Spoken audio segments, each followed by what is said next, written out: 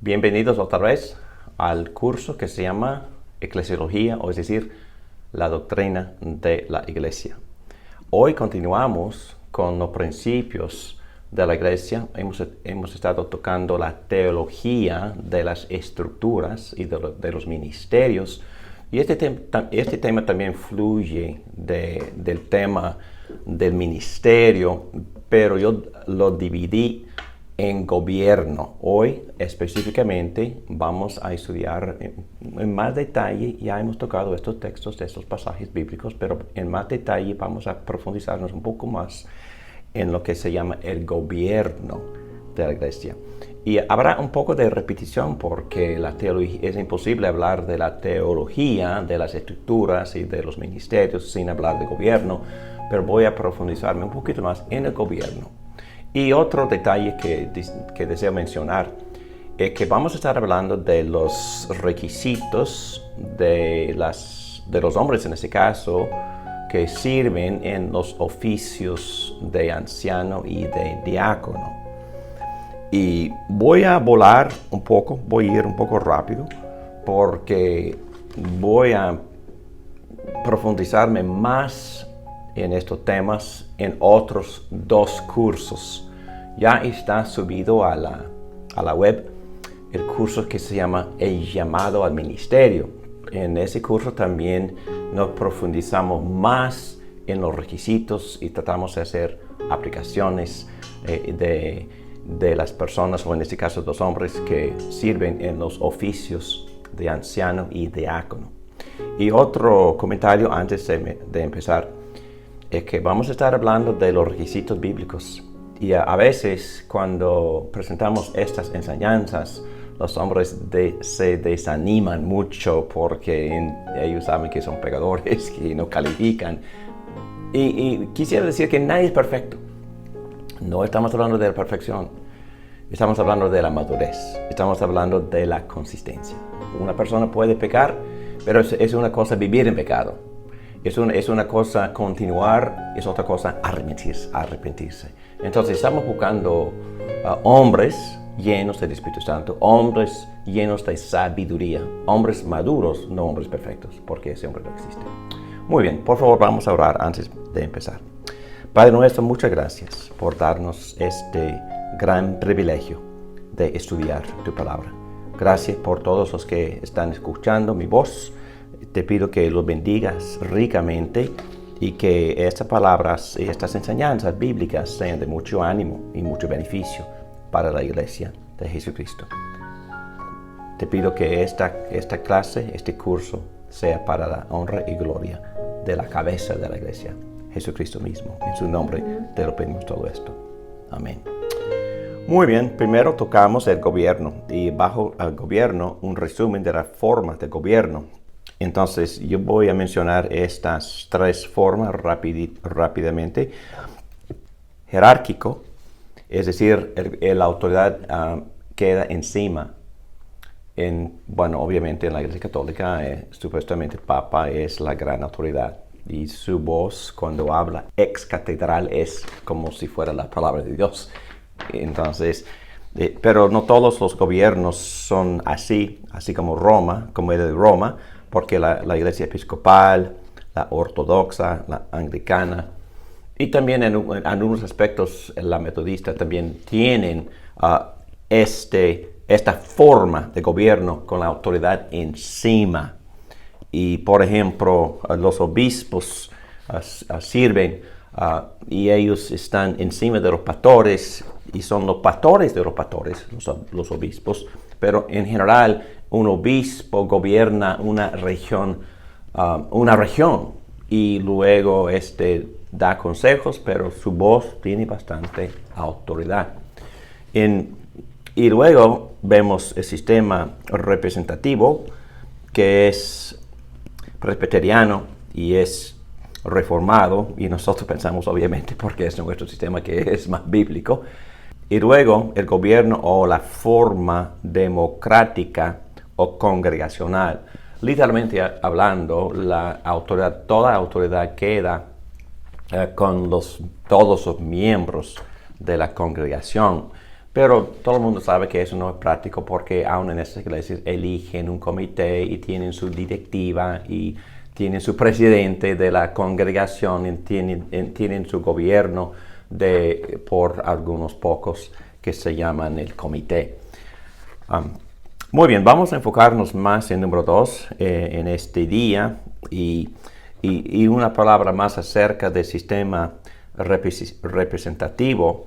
Cuando digo representativo, no digo que los ancianos gobernantes o los pastores gobiernan la iglesia basado en la voz o en la voluntad de los miembros. No. Lo que estamos diciendo es que los miembros eligen a los pastores y ancianos gobernantes y los diáconos, y en este caso los ancianos y obispos, vamos a definir todas estas palabras, los pastores, ellos votan o gobiernan según su propia conciencia, y es un gobierno plural de una pluralidad de ancianos, pero ellos no votan la conciencia del pueblo, ellos votan su propia conciencia, pero es que la iglesia entera confía en esos hombres y por eso eligen y ordenan a estos hombres y en un sentido tienen que respetar y hasta sujetarse a la dirección que este gobierno pone para la iglesia. Bueno, vamos a meternos más en eso. Pero quisiera aclarar que representativo no implica que cada persona de la iglesia, cada miembro tiene que atacar, así como en el gobierno aquí en los Estados Unidos. El representante vota la voluntad del pueblo.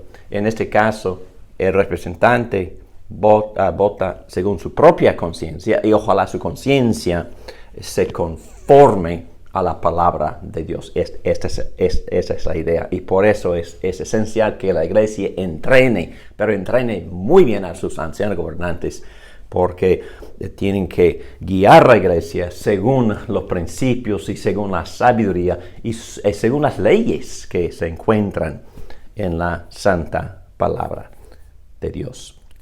Muy bien, vamos a definir otros términos, oficios eclesiásticos. Ya he usado la palabra ordenación. No creo que la palabra exista en la Biblia, pero estamos hablando de la ceremonia que se menciona 6 veces en las cartas de Pablo a Timoteo y a Tito. Y cuando los demás líderes, el apóstol Pablo mismo practicó lo que se llama la imposición de las manos, él le había dicho a Timoteo que aviva la llama del don que está en él, que él había recibido por la imposición de las manos de Pablo. Entonces, cuando usamos la palabra ordenación, estamos hablando del acto por medio del cual los demás líderes apartan o separan o reconocen que ahora estos hombres ya son líderes con toda la autoridad de ejercer sus dones en estos 2 oficios como anciano y diácono. Y oficio solo estoy definiendo la posición de confianza o servicio de autoridad. Cuando digo oficio me refiero a anciano, diácono. Muy bien. Ya hemos profundizado en este concepto de los oficios de Cristo. Es un concepto muy conocido entre los teólogos reformados que Cristo en su obra redentora, Él cumple 3 oficios: rey, profeta y sacerdote. Y Cristo mismo está ejerciendo estos 3 papeles en su iglesia. Cristo mismo está gobernando su iglesia, en otras palabras. Jesucristo es la única autoridad, en otras palabras, en su iglesia. Y la iglesia tiene que sujetarse a su cabeza. Su cabeza es Jesucristo. Pero Cristo ejerce sus 3 papeles, profetas, sacerdote y rey, a través de los que son ordenados, son separados, son reconocidos como ancianos en la iglesia, profeta, sacerdote y rey. Y hemos examinado estos textos en otras clases, pero aquí en Hebreos capítulo 1 vemos que Cristo habla y enseña y revela a Dios, es profeta. Vemos que Cristo se sentó a la derecha de la majestad en las alturas, Cristo es rey. Y también vemos en todo el libro de los Hebreos que Cristo funciona como sumo sacerdote porque Él llevó a cabo la purificación de los pecados. En este caso, el sacerdote se sacrificó a sí mismo, no presentó a ningún animal, presentó a su propia persona en la cruz como el sacrificio con valor infinito por nuestros pecados. Y también seguimos hablando de los oficios eclesiásticos en general. Vamos a estar hablando de lo que hacen los ancianos, los pastores, los diáconos, pero hay que entender que ellos no hacen nada más de lo que hacen todos los miembros de la iglesia, pero se reconocen como líderes porque se destacan en estas áreas y también han llegado a una madurez suficientemente bien para que la iglesia confiara en ellos. Todos los creyentes tienen dones. Todos los creyentes tienen los mismos dones que tienen los pastores y diáconos y ancianos. Y estos dones corresponden también a 3 oficios. Por ejemplo, algunos demuestran misericordia e interceden por otros sacerdotes. Otros enseñan, entonces están cumpliendo el papel de profeta. Y también otros gobiernan. Están sirviendo bajo el Rey Cristo, pero están gobernando con sus dones de administración y de liderazgo. Pero específicamente, ya tocamos este tema en la clase anterior, el oficio apóstol fue dotado a la iglesia en el primer siglo y nosotros entendemos por las enseñanzas bíblicas que ya no existe este oficio, porque cuando los apóstoles y sus colegas se murieron y no continuaban, así como enseña la Iglesia Católica y también otras ramas del cristianismo enseñan que todavía continúan con cierta autoridad. Pero hay que tener mucho cuidado y tenemos que enfatizar la idea que en el sentido bíblico del Nuevo Testamento, de lo que es o lo que fue un apóstol, ese oficio ya no existe, porque los apóstoles recibieron revelación de Dios mismo y cuando ellos enseñaban y en especial cuando escribieron estos libros de la Biblia, estos libros llevan la autoridad de Dios y en ese sentido ya no existe el oficio de apóstol. Yo sé que en algunas iglesias llaman tal fulano apóstol y yo también quizás entre comillas diría que ese hombre es apóstol o está actuando así como fuera apóstol, y lo que yo quisiera decir por usar el término es que no, ese hombre es muy especial porque Dios lo ha usado como un gran líder de fundar una denominación completa, pero hay que tener mucho cuidado porque apóstol en el sentido del Nuevo Testamento, hombres recibiendo revelaciones y compartiendo, escribiendo esas revelaciones en la inspirada palabra de Dios, ese hombre, ese oficio ya no existe. Entonces, requisitos. Hay que hablar de los requisitos. Y primero, en 1 Corintios capítulo 1, versículo 1, hay que ver que hay una distinción entre los apóstoles y otros oficios. Pablo es llamado a ser apóstol de Jesucristo por la voluntad de Dios y Sóstenes, nuestro hermano, a la iglesia de Dios que está en Corinto, a los que han sido santificados en Cristo Jesús, llamados a ser santos. Y ustedes entienden lo que es un santo, ¿verdad? Un santo en este caso es una persona justificada por fe. Y los apóstoles siempre llamaban a los creyentes santos porque ante los ojos de Dios eran santos, ante los ojos de Dios eran justos, hablando en términos de la doctrina de la justificación por fe. No estamos hablando de una persona perfecta, no estamos hablando de una persona que haga milagros, no estamos hablando de los que se reconocen en la Iglesia Católica como santos, no. Bíblicamente hablando, este término se usa para referirse a todos los creyentes. Pero aquí vemos en este párrafo que el apóstol también fue un oficio distinguido, separado, muy especial. Apóstoles, antes de que la iglesia fuera bien establecida, los apóstoles en Jerusalén funcionaron como ancianos y presbíteros, y ya no existe el oficio de apóstol. Bíblicamente hablando, he notado estos requisitos, y vamos a leer estos textos para aclarar bien este punto, porque es importante entender que eso fue por una temporada y ya no continúa. En Hechos capítulo 1, comenzando con el versículo 21, dice así: Por tanto, es preciso que se una a nosotros un testigo de la resurrección. Estamos hablando de requisitos para ser apóstol. Testigo de la resurrección, uno de los que acompañaban todo el tiempo que el Señor Jesús vivió entre nosotros. Entonces, ellos querían reconocer a los que habían estado con Cristo por casi 3 años como apóstoles, desde que Juan bautizaba hasta el día en que Jesús fue llevado de entre los muertos. Entonces, 3 años con Jesús califica a uno como apóstol, y vamos a ver que hay excepciones, pero ahí vamos. Testigo ocular de la resurrección de Jesucristo. Entonces, en otros textos también se reconoce que un apóstol fue uno que fue testigo ocular de la resurrección, y Pablo mismo dijo que él también tuvo contacto con el Cristo resucitado en camino hacia Damasco. Entonces, para poder incluirlo, él también, incluirse a sí mismo, en otras palabras, él también reclamó ser testigo de la resurrección de Jesucristo. Entonces, un apóstol tiene que ser comisionado personalmente por Jesucristo.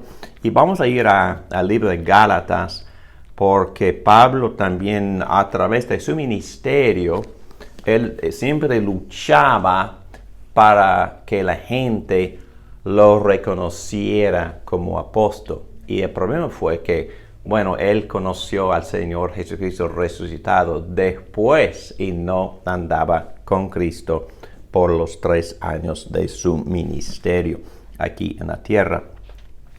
Pero Gálatas capítulo 1, versículo 1, dice: Pablo, apóstol. Entonces, Pablo siempre está, y no siempre, pero en unas cartas donde la gente no respetaba su autoridad, se refería a sí mismo como apóstol, defendía su apostolado constantemente, en especial en la segunda carta a los Corintios. Casi toda la carta es una defensa de su apostolado. Pero aquí dice: Pablo, apóstol, no por investidura ni mediación humanas. Entonces, no fue llamado ni nombrado apóstol por ningún ser humano, sino por Jesucristo. Entonces, él está diciendo que Cristo mismo me comisionó como apóstol, y por Dios Padre, que lo levantó de entre los muertos, y todos los hermanos que están conmigo. Muy bien, y también en este párrafo, en este pasaje de Gálatas, vamos a leer el versículo 12, que dice: No recibí ni lo aprendí. Empezamos con versículo 11. Quiero que sepan, hermanos, que el evangelio que yo predico no es invención humana. No lo recibí ni lo aprendí de ningún ser humano, sino que me llegó por revelación de Jesucristo. Eso es importantísimo, porque Pablo está diciendo que no fue a ninguna escuela para estudiar el evangelio. En otro texto él va a decir que ni aprendí el evangelio de los demás apóstoles. No, el mensaje que yo predico me llegó por revelación directa de Jesucristo mismo. Es su reclamo. Y vamos a ver si los demás aceptan esto. ¿Se podría decir que el Nuevo Testamento es una afirmación del Antiguo? Definitivamente. Uh-huh. Porque los apóstoles lo único que hicieron fue confirmar el antiguo Ujú. y que en el antiguo se vea Cristo, se vea Cristo allí. Sí, y los apóstoles tienen autoridad de dar la interpretación correcta, bíblica y divina del Antiguo Testamento. Es la idea. Y ningún otro tiene esa capacidad. Por eso estamos enfatizando que ya no existe apóstol. Porque los apóstoles habían recibido la revelación de Jesucristo directamente de Dios por medio del Espíritu Santo y gracias a Dios pusieron esa revelación en forma escrita. Por eso los apóstoles siempre decían que toda escritura es inspirada por Dios. Muy bien, continuamos hablando de los requisitos de un apóstol y en versículo 11 y 12 Pablo dice que yo recibí este evangelio que yo predico directamente por revelación de Jesucristo. Y luego, para evitar la acusación que diga, bueno, cualquiera pudiera decir esto, y algunos lo dicen, oh, yo recibí una revelación. Entonces empiecen a predicar o enseñar o dar así como estuvieran hablando por Dios. No. Pablo puede hacer esto, Pedro puede hacer esto, Juan puede, Mateo puede, pero ningún otro que no califica según estos requisitos. Y los demás apóstoles, vamos a ver, afirmaron y reconocieron a Pablo como apóstol. Vamos a leer esto en capítulo 2 de Gálatas, donde Pablo todavía está escribiendo, pero vamos a ver. El mismo Dios que facultó a Pedro como apóstol, entonces Dios facultó a Pedro como apóstol de los judíos, me facultó también a mí como apóstol de los gentiles. Ustedes recuerdan que hubo una conversación entre los apóstoles y Pedro decidió que Dios lo había llamado específicamente para ministrar entre los judíos y Pablo entre los gentiles. En efecto, Jacobo, que es Santiago, Pedro y Juan, que eran considerados columnas, en otra palabra, todo el mundo reconocía a esos tres como apóstoles, columnas, al reconocer la gracia que yo había recibido, nos dieron la mano, y eso es una expresión formal, la mano oficial, reconociéndolos así como apóstoles, la mano a Bernabé y a mí, en señal de compañerismo, de modo que nosotros fuéramos a los gentiles y ellos a los judíos. Muy bien, entonces vemos estas afirmaciones también en otros textos. Vamos a ir a segunda de Pedro, capítulo 3, versículo 15. Tengan presente que la paciencia de nuestro Señor significa salvación, tal como les escribió también nuestro querido hermano Pablo, que ya habían sido reconocido como apóstol, con la sabiduría que Dios le dio. En todas sus cartas se refiere a estos mismos temas. Hay en ellas algunos puntos difíciles de entender que los ignorantes e inconstantes tergiversan, como lo hacen también con las demás escrituras para su propia perdición. El punto aquí es que Pedro, cuando menciona escrituras, está haciendo una comparación entre las demás escrituras y las escrituras de Pablo. Entonces, él reconoce que cuando Pablo escribe también, él está escribiendo escrituras. Entonces Pedro, a pesar de confesar que a veces no entiendo muy bien lo que Pablo está escribiendo, él está reconociendo su apostolado y también tiene un gran respeto como persona nombrado de forma muy especial, como si fue el apóstol Pablo, y le llamo hermano. Muy bien, hay otros, y a veces surge la pregunta, entonces, ¿qué de Lucas? Porque Lucas tampoco andaba 3 años con Jesucristo.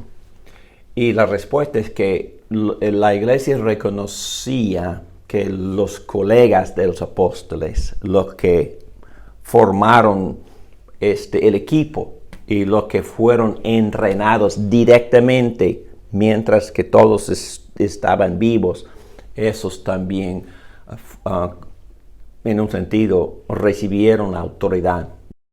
Lucas viajaba como misionero con Pablo por años. Marcos también. Marcos. Pues Juan Marcos a veces surge dudas acerca de Juan Marcos, pero Juan Marcos también andaba al principio con Pablo y luego con Pedro, y la tradición de la historia de la iglesia es que Pedro discipuló directamente a Juan Marcos y todo el mundo reconoce a Juan Marcos, la autoridad de Juan Marcos cuando escribió el Evangelio, y fue el primer Evangelio escrito. Entonces todo el mundo reconoce la influencia y la enseñanza y la bendición del apóstol Pedro en Juan Marcos y del apóstol Pablo en San Lucas. Y es más, en 1 Timoteo capítulo 5, versículo 18, Pablo pone una enseñanza de Lucas al mismo nivel de la enseñanza de Jesucristo. Y hemos dado esa exégesis en otras clases, pero hay que examinar bien que un texto de Lucas fue hablado, es decir, Pablo habló de un texto de Lucas y un texto de Jesucristo, y dándoles a los dos la misma autoridad en su primera carta a Timoteo en capítulo 5, versículo 18. Y también, esos son los requisitos, y voy a ir, yo creo que pueden surgir más preguntas, pero esta clase no tiene propósito de profundizar más en este tema, pero en otras clases, así como evidencias de la autenticidad histórica de la Biblia, también llevan ese mismo tema. Muy bien, Filipenses capítulo 1, versículo 1, vemos aquí que los santos se distinguieron de los obispos, ancianos y los diáconos. Entonces, más adelante, en la historia de la iglesia, en el primer siglo, ya están reconociendo estos dos oficios. Pablo y Timoteo, siervos de Cristo Jesús, a todos los santos, a todos los creyentes en Cristo Jesús que están en Filipos, junto con los obispos y diáconos. Y vamos a ver que hay un intercambio entre la palabra obispo, que en griego es episcopos, y la palabra anciano, que viene de la palabra en griego presbíteros, y en español decimos presbítero, o en griego presbúteros, y en español presbíteros. Pero hay un intercambio, es decir, son dos nombres, dos títulos que se refieren al mismo oficio: obispo, anciano. Y vamos a ver evidencias de esto más adelante en Hechos capítulo 20. Pero en un sentido, pastor también es otro título para describir el mismo oficio. En otras palabras, son tres títulos en español: obispo, anciano y pastor, que sugieren tareas, responsabilidades, pero los tres términos se usan para referirse al mismo oficio. Resumen, en la iglesia hay grupos distintos de líderes. Apóstoles, había, ya no.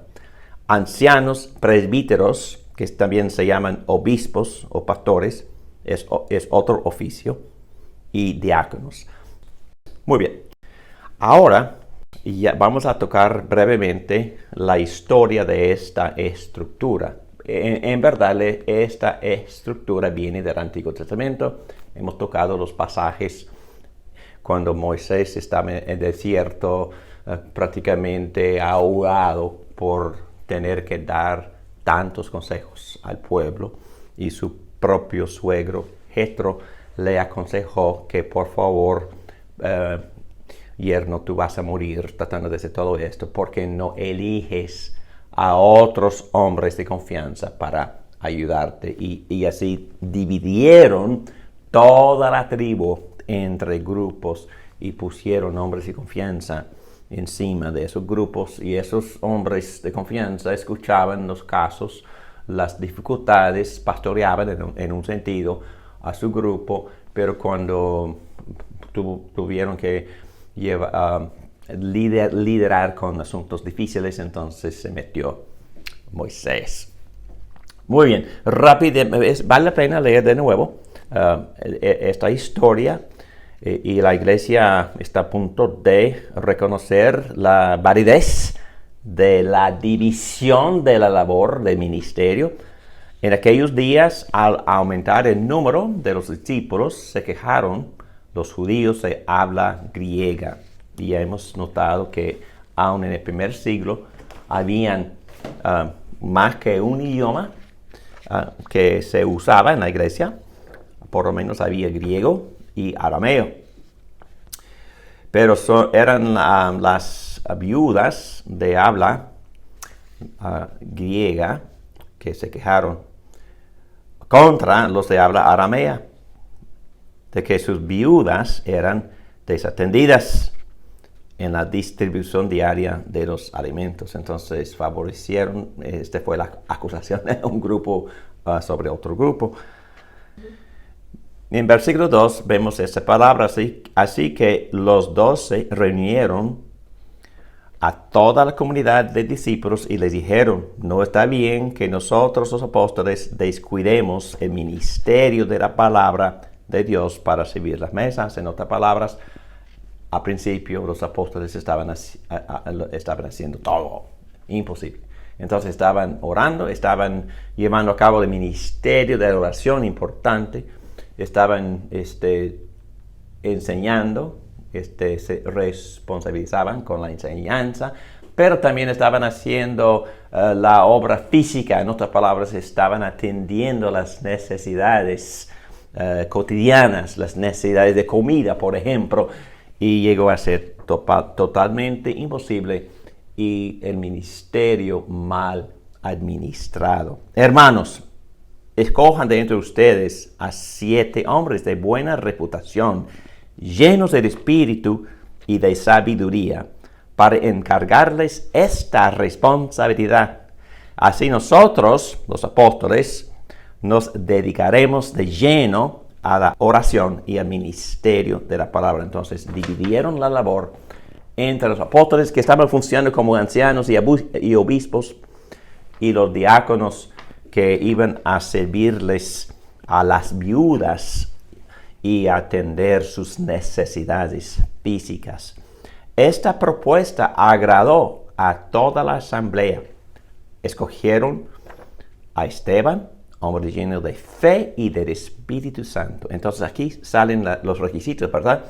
Buena reputación, llenos del Espíritu Santo y de sabiduría, llenos de fe, llenos del Espíritu Santo. Y a Felipe, a Prócoro, a Nicanor, a Timón, a Parmenas y a Nicolás, un prosélito de Antioquía, al cristianismo. Los presentaron a los apóstoles, quienes oraron y les impusieron las manos, reconocieron ya la autoridad de esos diáconos para servir en estos oficios. Y la palabra de Dios difundía, el número de los discípulos aumentaba considerablemente en Jerusalén, e incluso muchos de los sacerdotes obedecían a la palabra. Y así es, cuando la iglesia es bien administrada, también es más efectiva en el evangelismo, y la iglesia también, el mundo también se da cuenta de la muy buena organización y también la forma en que los miembros de la iglesia, por esta división de la labor, están atiéndose amándose, sirviéndose bien, y también tienen ya la capacidad de ayudar a los de afuera de la iglesia también. Resumen, el motivo por el cual se da comienzo al oficio de diácono: la mala administración. El remedio: la división del trabajo. El diaconado y los apóstoles, en la actualidad ancianos, como ya se verá abajo. Muy bien, ya hemos visto estos textos en Filipenses en página 141, y hemos visto que eventualmente reconocieron dos oficios, así como en Tito capítulo 1, versículo 5.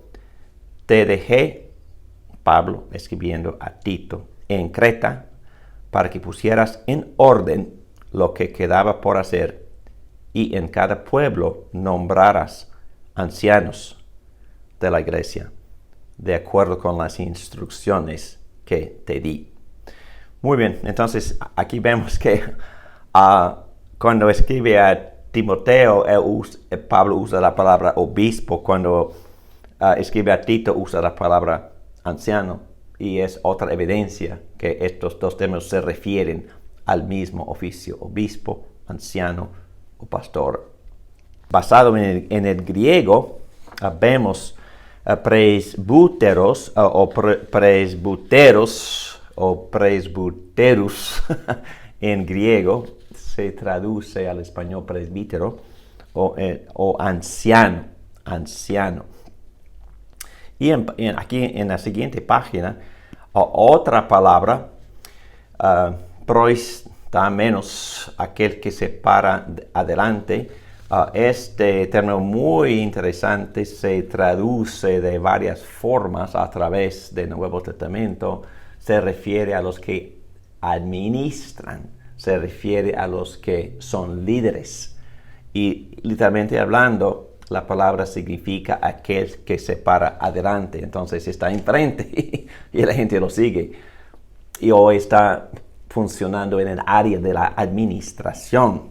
Aquí la palabra se traduce como guía en 1 Tesalonicenses capítulo 5 versículo 12. Hermanos, les pedimos que sean considerados con los que trabajan arduamente entre ustedes y lo guían y amonestan en el Señor. Debería pararse adelante, en otra palabra, literalmente, con diligencia, literalmente, con urgencia, sinceramente y con determinación. Así como se usa el término en Hebreos capítulo 13, versículo 17, obedezcan a sus dirigentes, la misma palabra, y sométanse a ellos, pues cuidan de ustedes como quienes tienen que rendir cuentas, obviamente a Dios.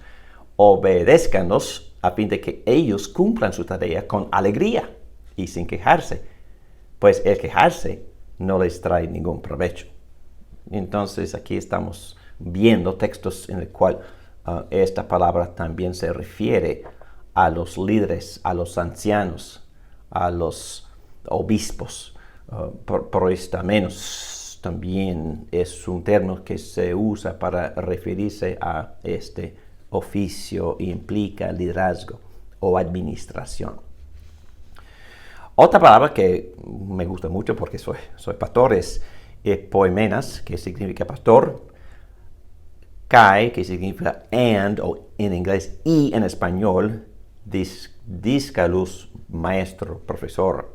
Entonces, en la misma persona, pastor y maestro, pastor, maestro, primero que nada se usa en capítulo 4 de Efesios, versículo 11, cuando Pablo dice que Dios ha dotado a pastores, maestros, dos palabras para referirse al mismo oficio, maestro y pastor.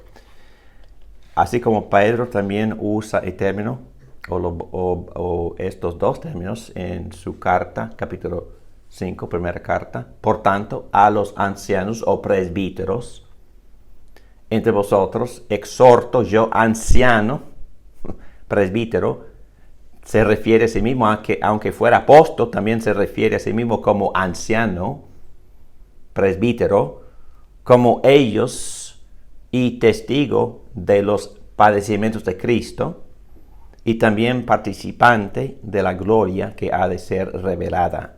Pastoread, entonces se usa la palabra pastor en forma de verbo. Pastoread el rebaño de Dios entre vosotros, velando por él.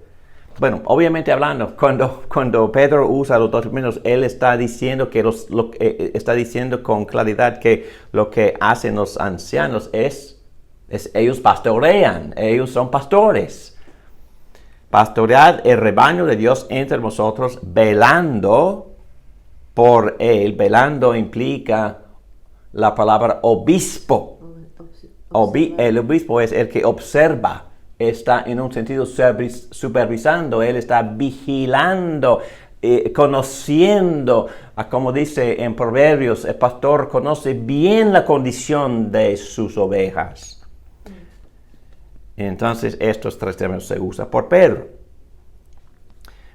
Pastoread el rebaño de Dios entre vosotros, velando, como obispos, por él, no por obligación, sino voluntariamente, como quiere Dios, no por avaricia de dinero, sino con sincero deseo, tampoco como teniendo señorío sobre los que os han sido confiados, entonces no abusan su autoridad, sino demostrando ser ejemplos.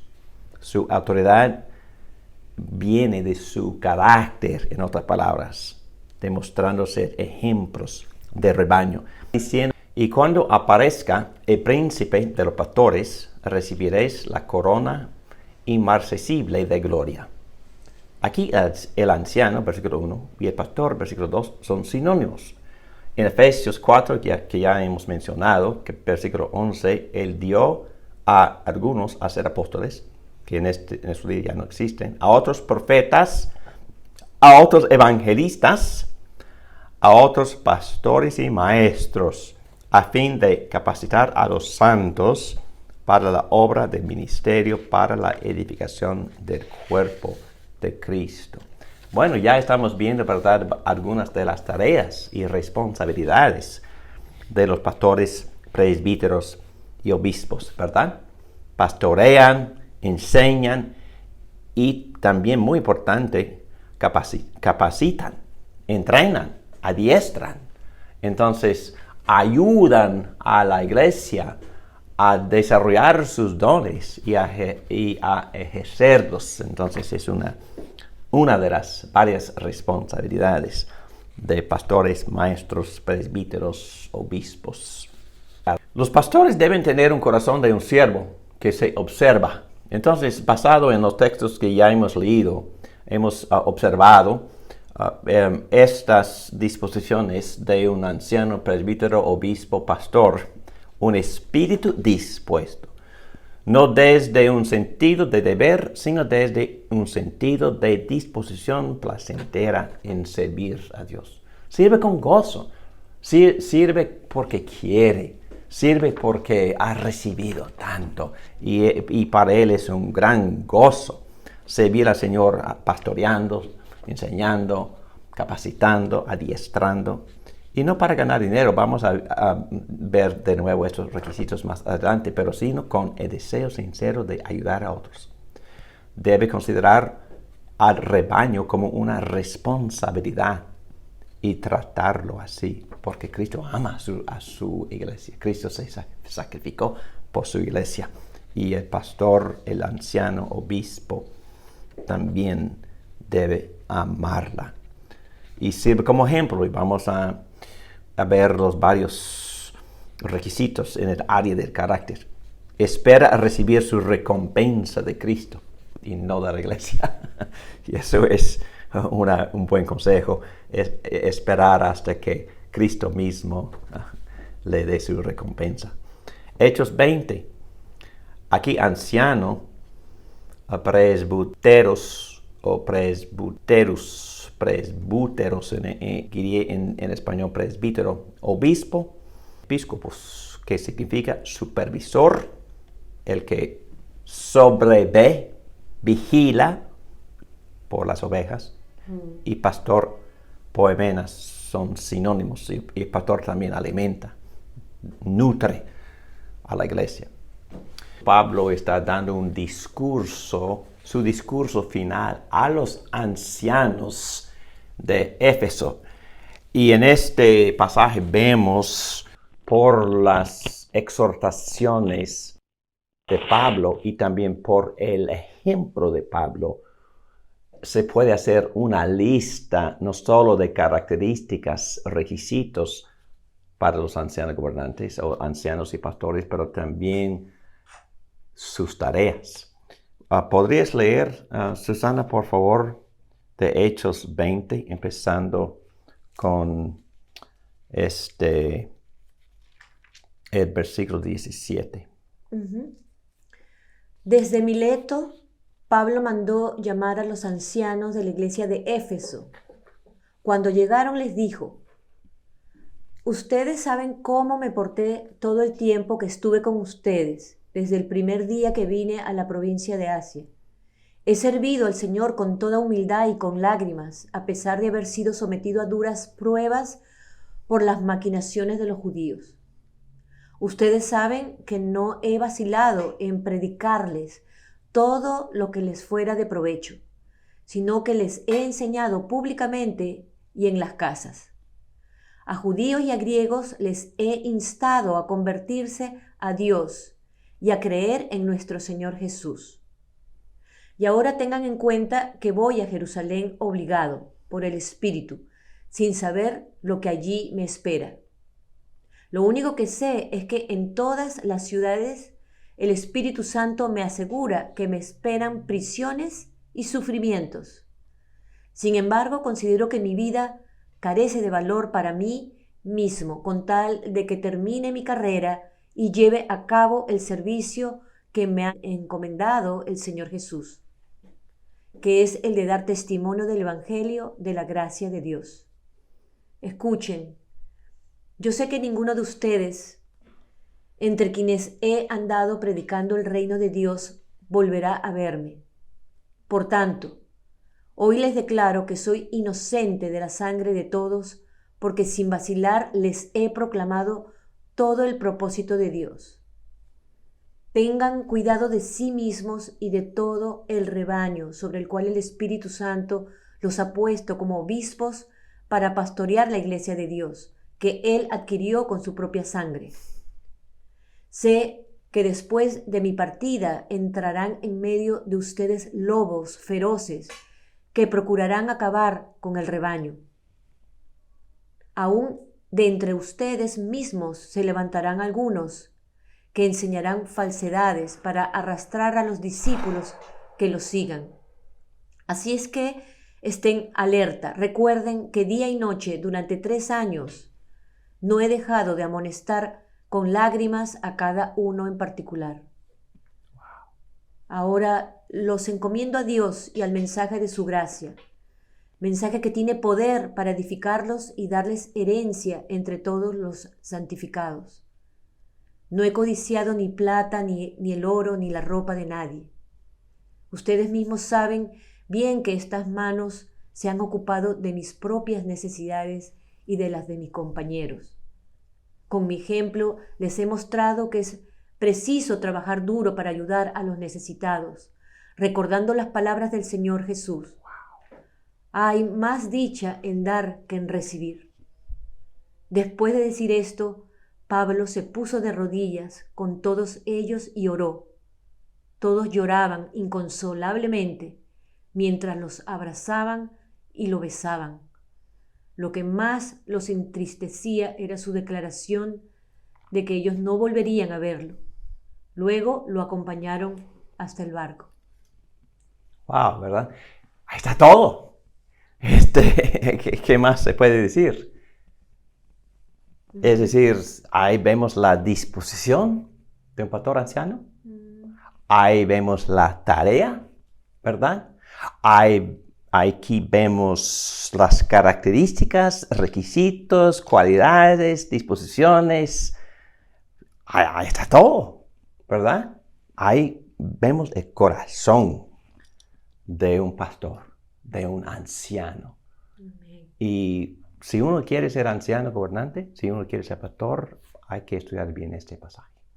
Hermoso. Sirve con humildad y temor. Enseña y predica sin cesar en toda situación. Audazmente llama a las personas a arrepentir. Considera su ministerio un gozo y privilegio por cual daría su vida. Estaba dispuesto a morir.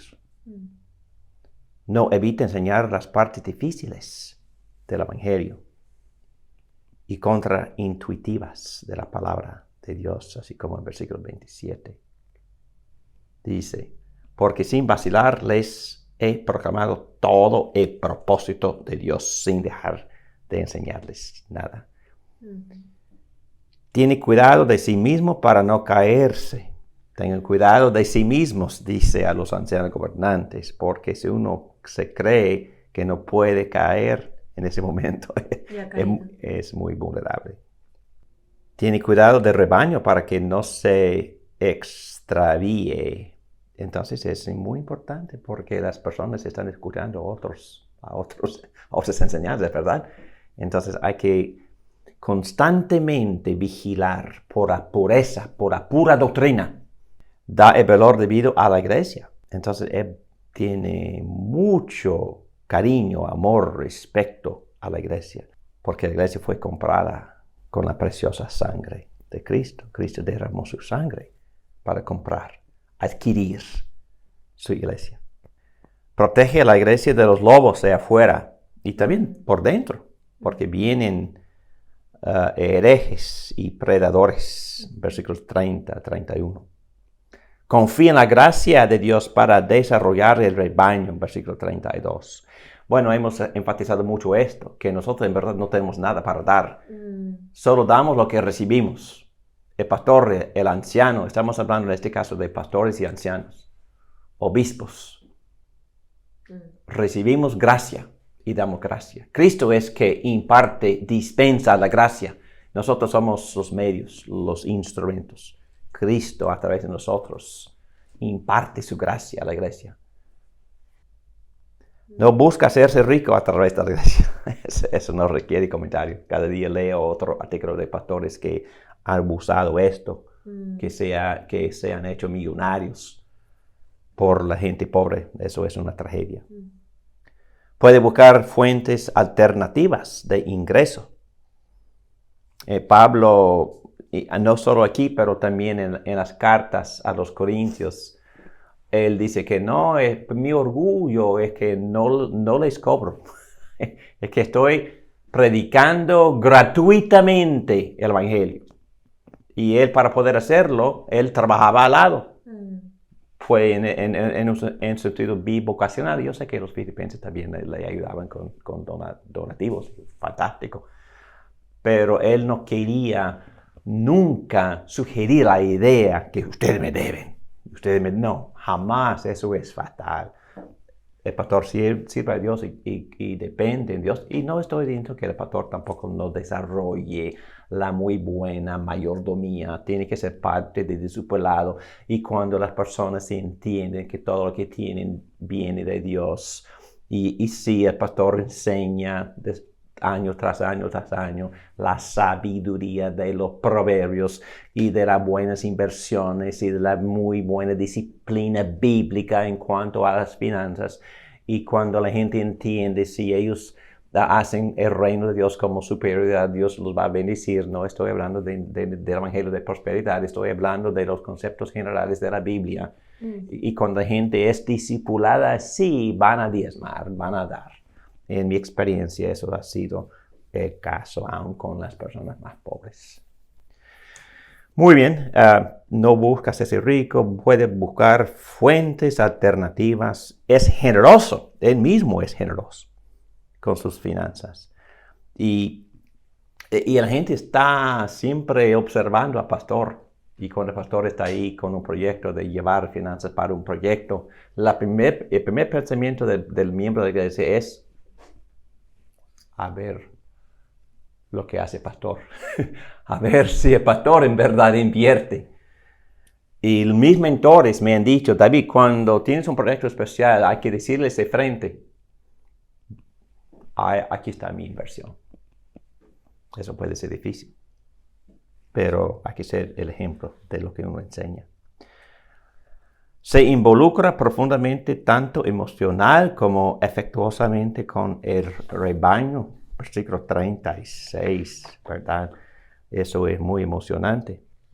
Después de decir esto, Pablo se puso de rodillas con todos ellos y oró. Todos lloraban inconsolablemente mientras lo abrazaban y lo besaban. Eran hombres. Wow. Lo que más lo entristecía era su declaración de que ellos no volverían a verlo. ¿Sabe qué? Eso me hace pensar en los ancianos que sirvieron a Cristo tan efectivamente en Houston. Y todavía nos llamamos constantemente y todavía estamos en las condiciones o con la necesidad de animarnos. Y uno me llamó con necesidades personales y pasamos horas en conversación muy emocional y oramos juntos. Y esto es lo que pasa cuando los ancianos gobernantes y los pastores sirven juntos, cuando están montados juntos en los caballos y siempre están yendo al ataque, están llevando la guerra espiritual, y cuando sirven así juntos y se sacrifican juntos, el amor que ocurre, que sucede, que se desarrolla entre esos hombres es algo sobrenatural. Y Pablo lo había experimentado y los efesios, los ancianos en Éfeso, obviamente, lo había experimentado y aquí están demostrando su cariño el uno por el otro.